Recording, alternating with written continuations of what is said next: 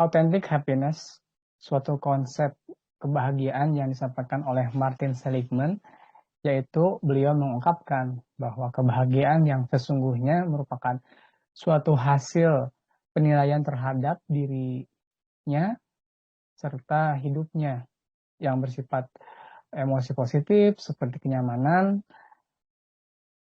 kegembiraan yang meluap-luap, maupun aktivitas positif yang tidak memenuhi komponen emosi apapun, seperti absorpsi dan keterlibatan.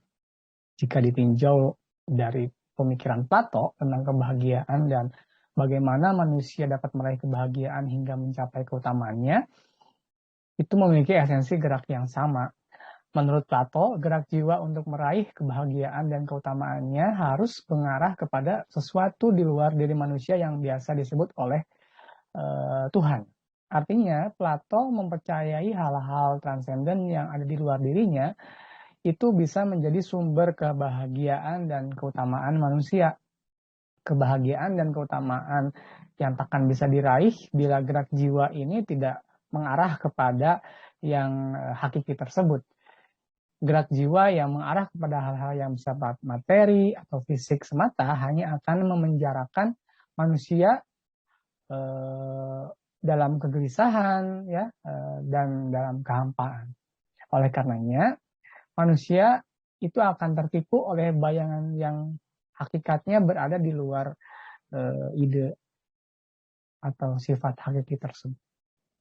Oleh karena itu, semakin gerak jiwa manusia mengarah kepada yang bersifat hakiki atau Tuhan, maka semakin manusia itu akan merasakan ketenangan jiwa dan kebahagiaannya.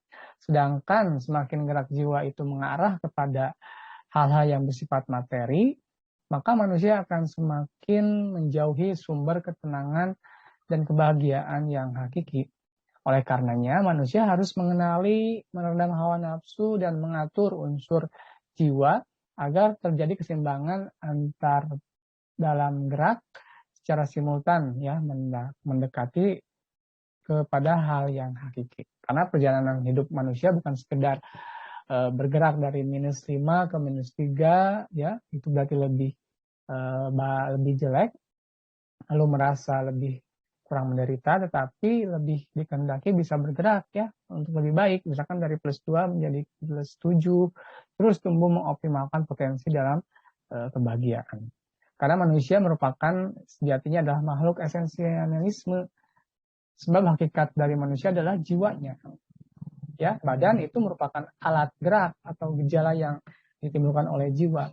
Badan itu hanyalah manifestasi dari jiwa, sehingga terkadang badan itu bisa juga keliru ya dan menipu, karena hakikatnya yang menggerakkan itu adalah jiwa.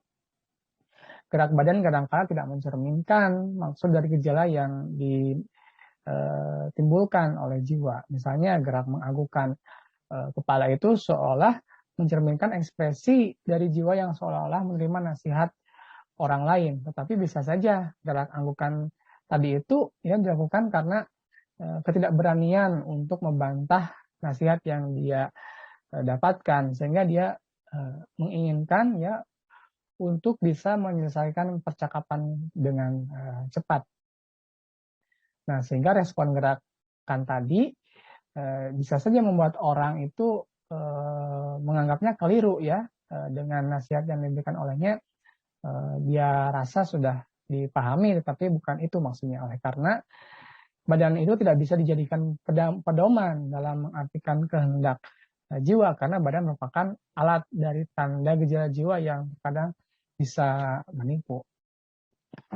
Kemudian ada istilah good life menurut Aristoteles.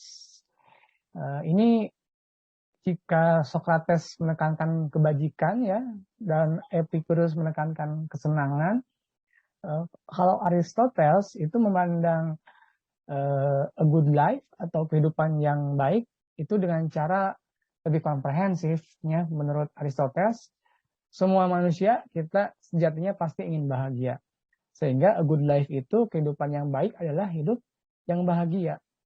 Maksudnya kita bisa melihat ya setiap orang itu punya pandangan subjektivitas suatu kebahagiaan.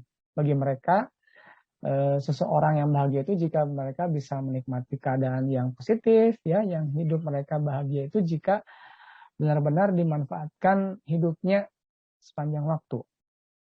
Tetapi kebahagiaan adalah sesuatu yang kita hargai, harusnya bukan sebagai alat untuk mencapai tujuan, tetapi untuk kepentingan diri kita sendiri. Inilah yang diartikan bahwa kebahagiaan itu memiliki nilai intrinsik daripada nilai yang bersifat instrumental.